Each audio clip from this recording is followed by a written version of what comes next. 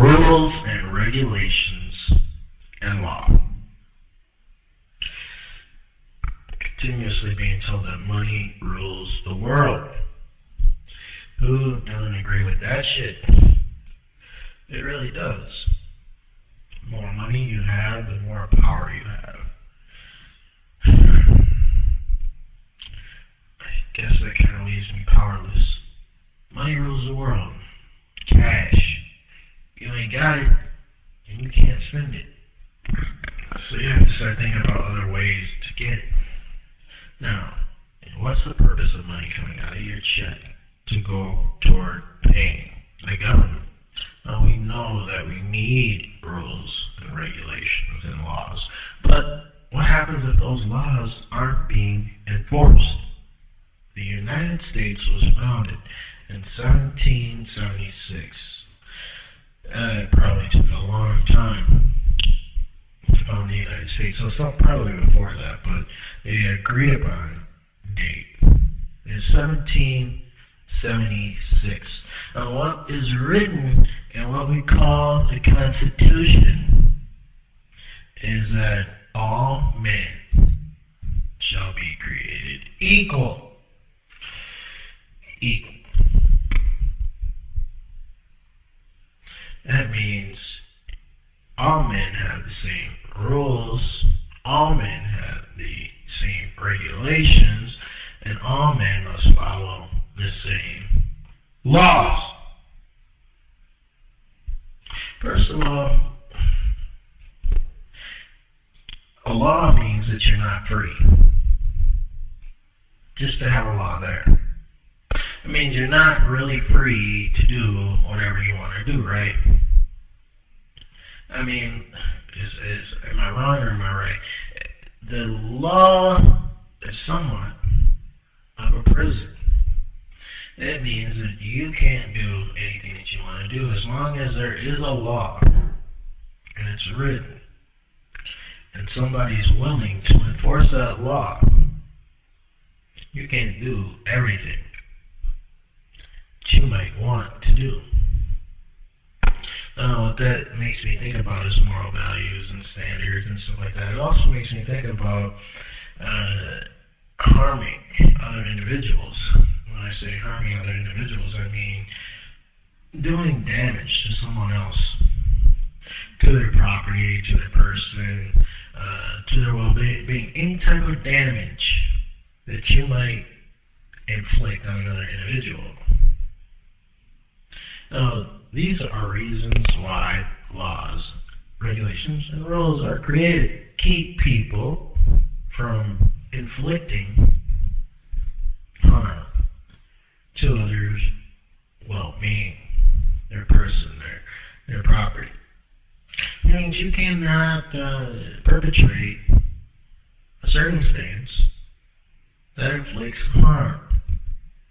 However, I can sit here and rattle off 100 circumstances where harm is being inflicted, but we have no one enforcing the law. So we've established the fact that hundreds of laws are being broken all day long. The second question I have is, who decides? Now, they say that we, the people, decide. We have appointed hundreds of thousands of U.S. government officials. For what? They're there to enforce. They're there to grant us freedom. This is why they're appointed. So take away the fact that people can harm you, and you're then granted what we call your freedom. But then you go outside every day, and not only is your mind penetrated by others who might harm you, but when you look at the world, in each circumstance, whatever it is that's on your schedule for the day, you're taking your chance. Whether it be the kind of car you drive, whether it be a disease that's flowing through the air, whether it be any of the thousands to millions of other things that are possibilities. You're taking a chance. So now I'm shelling out money on a continuous basis to pay for a United States Senator or a United States House of Representative to enforce a rule, regulation, or law that isn't being enforced. First of all, these bitch asses take this entire thing for granted. The Constitution. What is it for? They don't really give a fuck what's happening to you as long as it's not happening to them. And we can take this thought away with the first question. Who decides? Take a look at the top of the financial bracket and tell us what you see. Tell me about the rules that they decide to follow when they want to follow them. Sit down and listen to these spokespeople and these people that we look at and call honorable, and tell me what is their purpose. Now, the only way for us to create money is through what we consider business.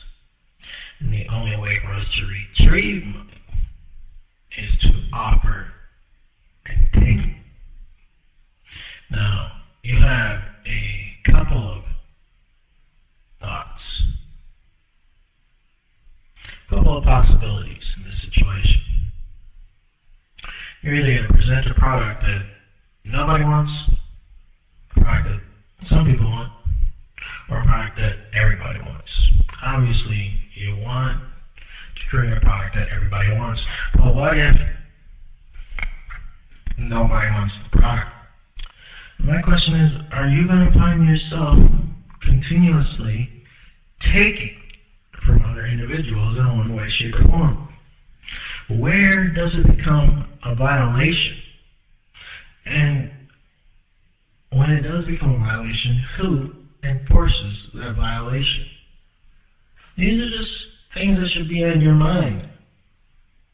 Things that you really should be thinking about, but you don't. To me, I think it's because that ass that you're looking at on a continuous basis is continuously more powerful than you are. But this particular video is just to provoke thought. I want to see what the viewing audience, the listeners of YouTube, have to say about rules, regulation. Think about it. And when you're done thinking about that, think about what it takes for that person who you deem more powerful to control you and me. And think about what makes that person more powerful. Is it money? If it's money, what's not going to be overlooked for the common citizen? Just questions. What makes people continue to want to control us?